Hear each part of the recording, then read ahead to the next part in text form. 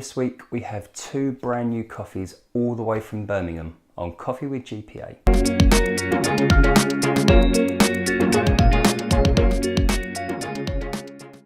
We think it's really important to fully understand the coffee that you're buying before you buy it. So hopefully these reviews give you the ability to learn a bit more about some of the coffee beans on the market. If you like these videos, please consider subscribing. And as always, the machinery that we're using is courtesy of Bristol 20. Check out the website bristol20.co.uk and inquire about any machine that you'd like for your own home. So the two coffees that we're looking at today are all from a brand new roaster to Birmingham called New Era. New Era were formed as a company back in January, but only actually started roasting in May. So they are very, very young to the market, but actually carry significant expertise. So the two that we're going to be looking at today are the House Espresso and the Brum Town. Now, two very unique coffees, both with very different flavour techniques, even though both use very similar beans. Now, there's a few subtle differences, but only very subtle differences between these two. Now, the Brum Town itself is a blend made from three different types of beans. We've got the Colombian Couture, we have the Guatemalan Pash, and we have a Kenyan. However, in the House Espresso, we have a Colombian Couture, a Brazilian yellow bourbon, and a Guatemalan bourbon. So actually not too dissimilar, only maybe one sort of regional difference between these two. Now the first one that we're going to try is the Brum Town. Now this is a really unique coffee in as much as they've taken a lot of inspiration from the area around them. Now Birmingham is very famous for lots of things, but one thing in particular is its history in chocolate, and in particular the Bourneville factory. Now they were trying to take inspiration from that whilst they were creating the blend for this coffee. I know it's still in the developmental works at the moment, but we are nearly there with an absolute hit. Now the actual fragrance we get for this bag, first of all, let's give this a little try.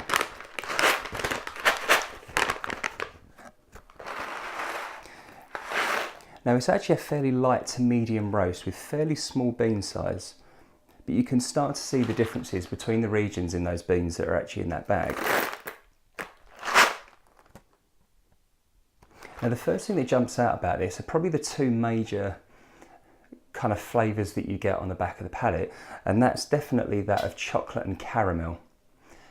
Now the first thing that you tend to smell, if you ever open up a bag of Kenyan beans, you tend to get a very floral type of fragrance about the bag. That's the very first thing that jumps out at you. It's still very sweet, but those floral notes really come through, and it's definitely from that Kenyan bean. So that's the one predominant flavour note we get at the moment. But let's see what happens when we actually make an espresso with that and see what other flavours come to the fore. Now we're going to be using about 18 grams of these ground beans on a fairly fine grind setting, and we're going to do about a 30-second extraction as an espresso.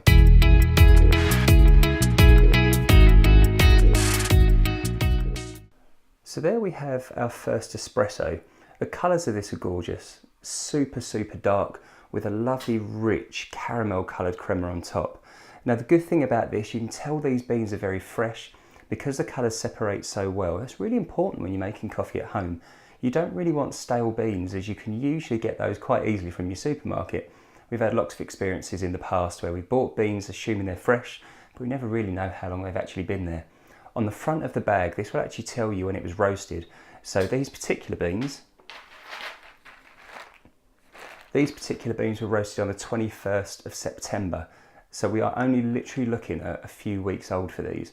So they are going to be very much in their prime. On the 21st of September. So we are only literally looking at a few weeks old for these. So they are going to be very much in their prime.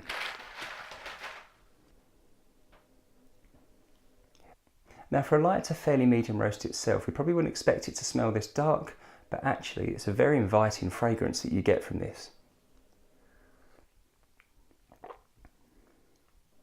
Now the funny thing is, when we open up the bag, it was the Kenyan bean that was very much to the fore of those flavours. But now it's been brewed, you tend to get more of a first taste of the Guatemalan beans, but definitely the smoothness of the Colombian. I tend to find that a lot of the Colombian beans that have been produced this year have got a very smooth, almost silky consistency to them, and that's a definite underlying note in all of these.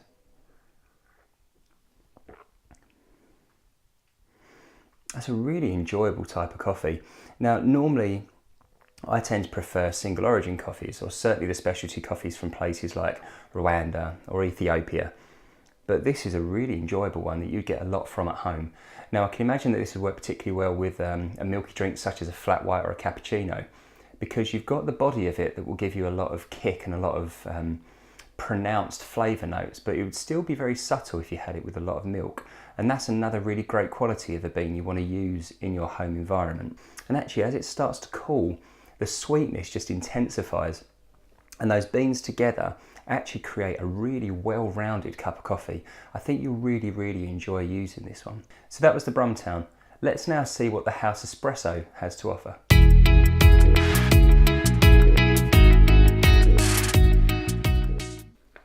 Okay, now onto the House Espresso. So the only major difference here is that we have a Brazilian bean rather than a Kenyan bean. So this should taste the overall flavour from it, technically speaking.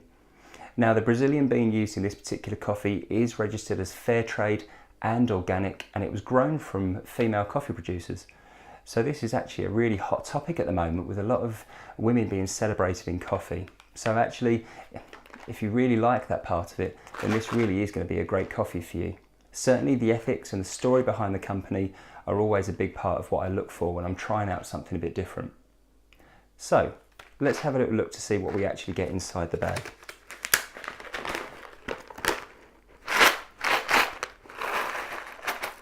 So first of all, now the bean size is fairly similar to what we had in the Brum Town coffee. Fairly medium sort of roast. You can tell where the different varieties come from. There is definitely a little bit of a mixture in the bag on that. But now for the actual fragrance. Now the very first thing that jumps out at you, because of those, more than likely the Brazilian beans, is a very strong presence of those chocolate and caramel notes. So we did get that in the Brum Town, but I think it's a lot more pronounced in this particular one. And it definitely, there's almost like a praline feel to it. There's a lot more sweetness than perhaps in the Brum Town. So nothing left for us to do but to actually brew this and see how we get on and what we get in the cup. Now again, for consistency, 18 grams of coffee beans, a fairly fine grind, and around a 30-second extraction. Okay, drink number 2, the House Espresso. Now again, we've got that beautiful, almost Guinness-like look. Very dark coffee with a very rich and intense looking crema on this one. The crema is definitely a bit darker than the Brum Town, but it's very consistent and very flat. Now this does actually smell very different to the Brum Town.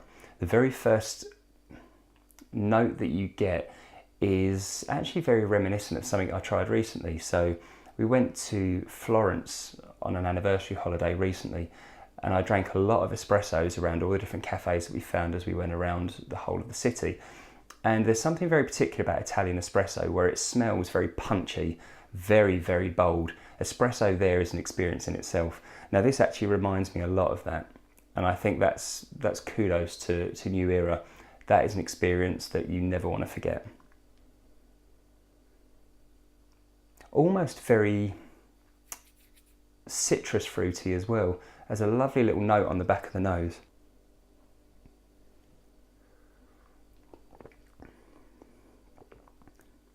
And that is a really enjoyable espresso. Now that is bold in its flavour. I mean, you really are going to realise that you're drinking this coffee. Super luxurious as well. But I do think both of these coffees are really well suited if you enjoy making your coffee at home and you're really passionate about bringing that to life, because this really is going to give you an absolute kick, like every espresso really should. Now this would work really well if you enjoy making milky coffees. So if you like making your lattes at home, or even if you're practicing making flat whites, a little bit like what I'm trying to do currently, this is going to be an incredible base coffee for those. You want to be able to taste your coffee. You want to be able to feel like you're almost getting a taste of the beans itself. I think that's probably the way I look at it. But I can imagine the milk is going to change the way that this is profiled completely. This is a lovely coffee, and I think you're really going to enjoy this one as well. So there we have it, another coffee review. I hope you enjoy these coffees. They really are well worth looking into.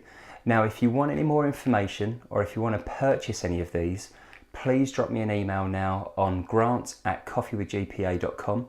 Alternatively, you can also tweet me on Twitter @GPAwith, or you can find us on Facebook and Instagram @coffeewithgpa. New Era are going to be a really big name in the coffee industry. They produce some incredible coffees that really will make the difference when you try and brew something a little different at home. So I hope you get a chance to try these out. You'll really enjoy them, and I look forward to seeing you again very soon on Coffee with GPA.